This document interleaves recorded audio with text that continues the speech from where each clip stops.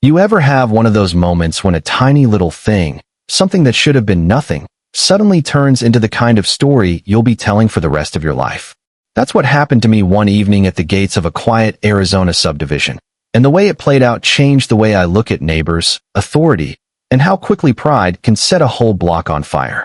So picture this, the sun setting, painting the desert sky in that mix of gold and purple that makes you want to stop for a second and just breathe. I've had a long day at work, laptop bag hanging from my shoulder, sleeves rolled up, just ready to get inside, kiss my wife, maybe help my kid with her math homework.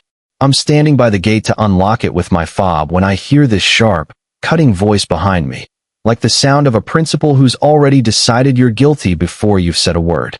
"Excuse me, sir. Be a gentleman and open that gate for me. I left my card at home." I turn around, and there she is. Let's call her Linda Harwood. 61, hair wound tight in a bun, cardigan with an HOA badge pinned like it's a sheriff's star. I know who she is. Everyone knows. She's been on the board forever, the kind of person who'll fine you if your grass is half an inch too high. I tell her, as politely as I can, "Sorry, rules say I can't. You'll have to call security." Now, I don't know if you've ever seen someone actually choke on their own indignation, but that's what she did. Her face turned this shade of red like she couldn't believe someone would dare say no to her, especially in front of the gate she thought of as her personal drawbridge. She snaps back, "I've lived here 20 years. I'm on the board. You think you get to decide who belongs?" And I say, still calm, "No, ma'am. That's exactly why I'm telling you to call the number right there on the gate. It's not personal. It's procedure." But see, it wasn't about procedure for her. For her, it was about power, about being told no by a man she'd already sized up in her head as someone who should just obey. She looks me dead in the eye and says, "If you won't let me in, I'll call the police." And I laugh under my breath, thinking, no way. No way you're actually going to call 911 over a gate card. But she does. Right there, thumb pressing those 3 numbers like she's the victim in a crime drama. Now here's the twist. The dispatcher who answered that call, let's call her Carla, is my wife. She's been doing this job for years, calm under pressure, steady voice, never lets personal feelings get in the way. But when she hears Linda describe me, mid-40s, suspicious, standing there like he owns the place, her heart drops, because she knows exactly who she's talking about. But Carla can't break protocol. She has to keep her voice level, has to treat the caller as if every word might be the truth. Meanwhile, I'm standing at that gate watching my neighbor spin a story where I've somehow turned into the threat. And all I can think is, unbelievable. A few minutes later, here come the flashing lights. 2 officers pull up, one seasoned, one fresh on the force. Linda waves her arms like she's been waiting for backup in a war zone. That's him. That's the man I called about. Me? I'm standing with my wallet out, license pinched between my fingers, trying to show with every move. Calm, visible, cooperative. Evening officers. Name's Marcus Delaney. I live 3 blocks inside. Just got back from work.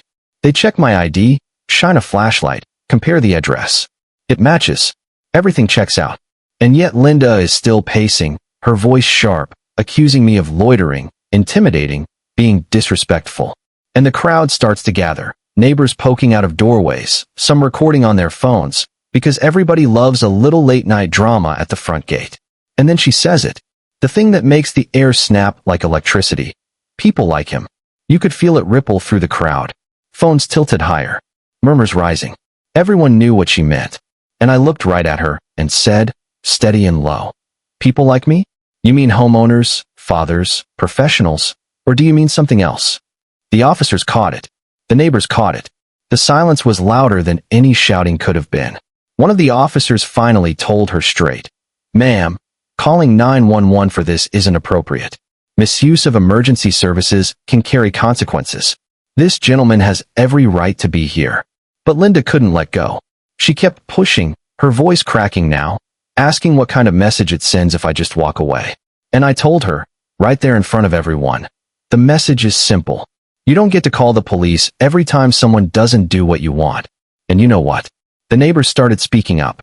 Someone reminded her she's the one who fines people every month for breaking HOA rules, and now she was demanding someone else break them for her.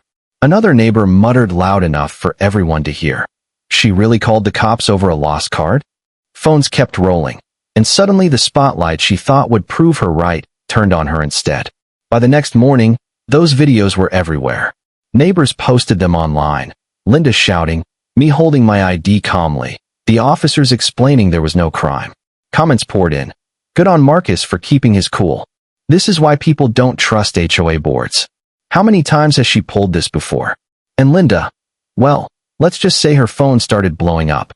HOA members demanding her resignation, neighbors calling her out, even the president of the board telling her flat out she was out of line. All the power she thought she had evaporated overnight, not because anyone voted her out, but because her own actions showed everyone who she really was. Now, here's the part that stuck with me. That night, after the cops left and the neighbors drifted back inside, I sat in my car for a minute before driving home. Hands on the wheel, just breathing. Because I knew what had almost happened. If I had raised my voice, if I had stepped toward her, if I had lost my temper even for a second, that story could have gone very differently. My wife would have been listening to her husband's voice not as the calm one, but as the suspect on the line. Later, my daughter asked me, Daddy, why did that lady call the police if you didn't do anything wrong? And man, that question weighed more than all the comments online. I told her, sometimes people make quick judgments about others without knowing them, and when they let those judgments run wild, they can make mistakes that hurt people. What matters is how you handle it. I stayed calm. I told the truth, and the truth showed itself. And that's what I want you to take from this story. It wasn't about winning an argument with a stubborn board member. It wasn't about humiliating her in front of the neighborhood.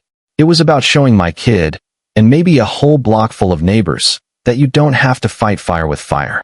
Sometimes dignity speaks louder than shouting ever could. Of course, not everyone will see it that way. Some will argue Linda was just scared, just protecting herself. Others will say she abused her position and weaponized the system for her own pride. And maybe the truth is both. That fear and power mixed together can turn petty inconveniences into community crises. But here's the thing. What kind of neighborhood do you want to live in? One where rules apply equally, or one where the loudest voice decides what's right? So I'll leave you with this. Dignity is louder than accusation. Truth has a way of surfacing, even when someone tries to bury it. And maybe the real test of a community isn't how it looks on paper, but how it responds when pride, prejudice, and a little lost gate card collide at sunset. Now I want to hear from you. If you had been standing at that gate, if it was your neighbor calling the cops on you for following the rules, how would you have handled it? Drop your thoughts in the comments, because this is one of those stories where right and wrong isn't as clean as you think, and I'm curious where you land. And if you've ever lived through a crazy HOA drama yourself, you know what to do. Share it, subscribe, because I've got more stories just like this one coming your way.